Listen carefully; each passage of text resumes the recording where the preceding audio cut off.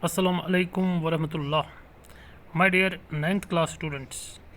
मैं आपका मंजूर सर आज आपके सामने हाज़िर हूँ और आज आपको उर्दू क्लास में खैर मकदम करता हूँ। तो जैसा कि आप जानते हैं हमने पिछली बार नावल पढ़ा, तो आज हम पढ़ेंगे कृष्ण चंद्र की हालात ज़िंदगी। तो इसके लिए आपको पेज नंबर 73 निकालना है। पेज नंबर 73 निकालें।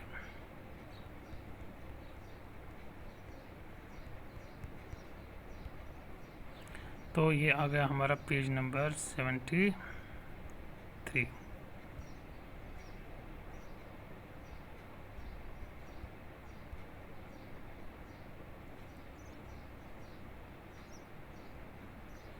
पेज नंबर 70, पेज नंबर 75 75 है। तो यहाँ पे हम देखते हैं कृष्ण चंद्र। पेज नंबर 75 निकाले आप सभी। तो कृष्ण चंद्र की ज़िंदगी के बारे में मैं पढ़ता हूँ, आप गौर से नज़र रखें। कृष्ण चंद्र की विलादत 23 नवंबर 1913 ईस्वी को भरतपुर राजस्थान में हुई। यानी भरतपुर राजस्थान में इसका जो बर्थ है वो हुआ 23 नवंबर 1913 में। याद रखना, उन दिनों उनके वालिद मेडिकल ऑफिसर थे और राजस्थान में तैनात थे। तैनात का मतलब है ड्यूटी दे रहे थे राजस्थान में। वरना कृष्ण चंद्र का आबाई वतन वज़ीराबाद पाकिस्तान था। कहते हैं कि आबाई वतन बोलते हैं वहाँ जो असली वतन हो, यानी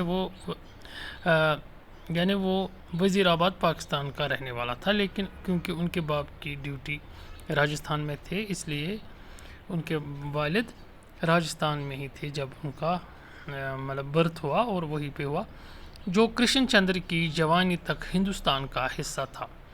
कृष्ण चंद्र के वालिद का नाम डॉक्टर गौरी शंकर चोपड़ा था, जिनके 4 बेटे और 1 बेटी थी।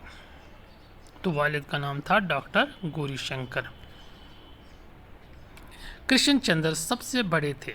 कृष्ण चंद्र के बचपन में ही वो मुलाजमत के सिलसिले में पुंछ आ गए और अपने तमाम अहल खाना को साथ लेकर काफ़ी बरसों तक के लिए मुकीम हो गए।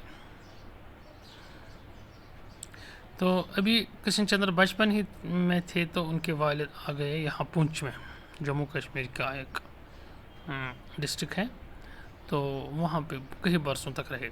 कृष्ण चंद्र ने 8वीं तक की अपनी पढ़ाई का सारा अरसा पुंछ के मशहूर school Victoria jubilee high school में गुजारा, जो तकसीम वतन के बाद इस्लामिया स्कूल पुंछ कहलाया। पुंछ में उस वक्त मशहूर स्कूल था जिसका नाम था विक्टोरिया जुबली, क्योंकि यहाँ पे अंग्रेज़ों की हुकूमत थी तो उन्होंने अपना नाम रखा था। फिर जब हिंदुस्तान आज़ाद हुआ तो इसका नाम इस्लामिया स्कूल पुंछ रखा गया। तो वहीं पे कृष्ण चंद्र ने 8वीं का इम्तिहान पास किया। कहते हैं कि बचपन में कृष्ण चंद्र का रुझान नस्र के मुकाबले में शायरी की जानिब ज़्यादा था, लेकिन उनके शायर उस्ताद दीनानाथ रफ़ी के मशवरे पर उन्होंने शायरी तर्क कर दी और पुंछ के दूसरे उस्ताद मास्टर बशेश्वर नाथ की तरगीब पर उर्दू नस्र की तरफ राग़िब हुए। कहते हैं कि कृष्ण चंद्र जो थे उनको नस्र के मुकाबले में शायरी की तरफ ज़्यादा दिलचस्पी थी, लेकिन फिर उसको राग़िब किया गया नस्र की तरफ। नस्र का मतलब होता है जो प्लेन में उर्दू लिखा हुआ होता है, जो शायरी ना हो। कृष्ण चंद्र को मुताले का इतना शौक़ था कि बचपन में ही उन्होंने दास्तान अलिफ लैला और बंगाली अदीब रविंद्रनाथ टैगोर के तमाम शाहकार नावल पढ़ लिए थे। यानी बचपन से पढ़ा को बच्चा था, तो सारी मशहूर किताबें जैसे अलिफ लैला, बंगाली अदीब यानी रविंद्रनाथ टैगोर के किताबें पढ़ लिए थे। उन्होंने शायरी में मीर व गालिब के अलावा रुबायात ख़याम को भी अज़बर कर लिया था। یعنی شاعری کے جو مشہور شاعر تھے ان کو بھی پڑھ چکا تھا، جیسے غالب ہے، میر تقی میر ہے۔ تو وہ 16 برس کی عمر میں کرشن چندر کو اعلیٰ اور بہتر تعلیم کے لیے جان سے عزیز پونچھ کو چھوڑ کر 1929 عیسوی میں لاہور روانہ ہونا پڑا۔ اب ان کو مسئلہ آیا تھا اعلیٰ تعلیم یعنی ہائر ایجوکیشن کے لیے، تو اس وقت اس کے لیے اس کو پونچھ چھوڑنا پڑا، اور 1929 میں وہ لاہور چلے آئے، جہاں انہوں نے فارمن کرسچن کالج سے FSc کرنے کے فوراً بعد 1933 عیسوی میں BA کر لیا۔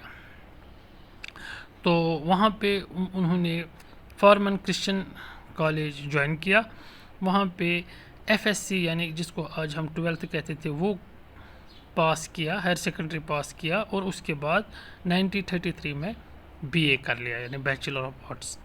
بعد ازاں انہوں نے MA انگریزی کی ڈگری بھی حاصل کی، اور لا کالج لاہور سے 1937 عیسوی میں قانون کی ڈگری LLB بھی مکمل کر لی، اور اس کے بعد انہوں نے انگلش میں MA کیا، اور اس کے بعد ایک لا کالج میں 1937 میں LLB یعنی بیچلر آف لا بھی، جس کو قانونی ڈگری بولتے ہیں، وہ بھی حاصل کی۔ تو بیٹا آج اتنا ہی، تو آپ اس ویڈیو کو بار بار سنیں گے۔ اگر آپ کو کسی بھی جگہ کوئی دقت محسوس ہو تو آپ مجھے فون کر سکتے ہیں یا واٹس ایپ گروپ میں مجھے میسیج کر سکتے ہیں۔ تو فی الحال کے لیے باقی اس کا جو آدھا حصہ ہے وہ ہم کل پڑھیں گے۔ تو آج کے لیے اللہ حافظ۔